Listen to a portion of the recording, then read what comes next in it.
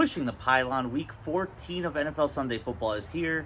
And after this week, we just have 4 more weeks of regular season football to go. So make sure to enjoy it. Make sure to pick some winners. And I'm going to give you some right here, right now. For the first game, we have the Miami Dolphins traveling to New Jersey to play the Jets. Dolphins are -2.5. The public is on the Dolphins in this one. I'm going to go with the Jets. I don't know what it is. I think this is one of those games the Jets are going to get that win. They're not a good team by any means. The Dolphins have been pretty hot, been pretty steady these past, X amount of weeks. So I think the Jets put a little rut in their tire here. I think the Jets take the upset here. And if not, we got 2.5 points to work with. So give me the Jets +2.5. Next, we have the New Orleans Saints traveling to Tampa Bay to play the Bucs. Bucs are -8.5. The public, as you expect, is all over the Bucs here, and so am I. I think the Bucs 8.5 point spread may seem like a lot over one possession. I think they're going to do it. Bucky Irving being back, they have the motivation. The news is coming out that Mike Evans is going to be back possibly next week. So big motivation to win against a very beatable opponent here, very defeatable, especially in their division. Give me the Bucs here. Give me Bucky Irving to find the end zone. Bucs by double digits. Next, the Seattle Seahawks travel to Atlanta to play the Falcons. That's a Raven, not a Falcon. Seahawks are -6.5, and the public is all over the Seahawks here. 81% of the public loves Seattle here, and I do too. I think the Falcons have just been going down a constant landslide. I don't think it stops here, even at home. I think JSN has a big game. JSN finds the end zone. Seahawks cover. Seahawks -6.5. Next, we have the Cincinnati Bengals traveling to Buffalo to play the Bills. Bills are -6 here, but 68% of the public loves the Cincinnati Bengals here. Joe Burrow being back gives a little motivated spark in the Bengals offense. They beat the Ravens last week, so big important game here. I'm going to go ahead and take the Buffalo Bills -6. Look, I love Joe Burrow, and I'm a big critic of the Bills, and I don't think Josh Allen's the best quarterback in the league. However, I think he gets it done here. I think people see this number and hammer the Bengals. Bills by over a touchdown, but for our picks, Bills -6. Next, we have the Tennessee Titans traveling to Cleveland to play the Browns. Browns are -4.5. The public is on the Browns here in this Shedeur Sanders versus Cam Ward matchup. The #1 overall pick versus possibly, in my opinion, the #1 quarterback in this draft class one day. I'm going to go ahead, however, and go against my heart because I'm rooting for Shedeur Sanders all year here. I hope he does great the rest of this year. However, I'm going to go ahead and take the Titans yet again. I hate to do it, but Titans have been good for me lately, so I'm going to let the good times roll. Picked them 2 weeks in a row they won, and I picked the Jags against them, and Jags obviously blow them out of the water. I think the Titans keep this one close. I think they keep it close. I'm going to take the 4.5 because I think they lose by a field goal ultimately. Shedeur has a big game. Cam Ward, whatever you want to think about him, but I'm going to take the Titans +4.5. Next, we have the game of the week, especially if you're asking me. We have the Indianapolis Colts traveling to Duval to play the Jacksonville Jaguars. Colts are -1.5, and the public is evenly split down the middle here. 50-50 both ways. The public is not giving you any information on this one, but I will as a Jaguars fan. We're good against the Colts. We have been pretty good against the Colts in recent memory, and I think we have the motivation. The Colts lost last week against the Texans.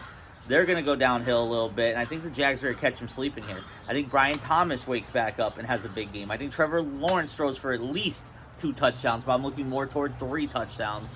And that defense is going to stay showing up like they have been most weeks this year.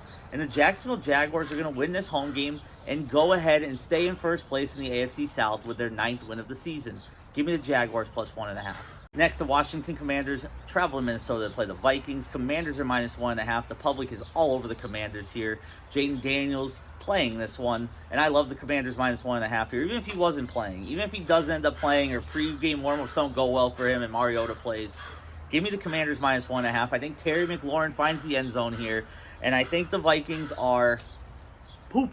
I don't think they're good at all. I don't think the Vikings respectfully have a quarterback right now. Justin Jefferson is on an absolute island by himself. Ridiculous his stats have to be as low as they are because of the quarterback situation.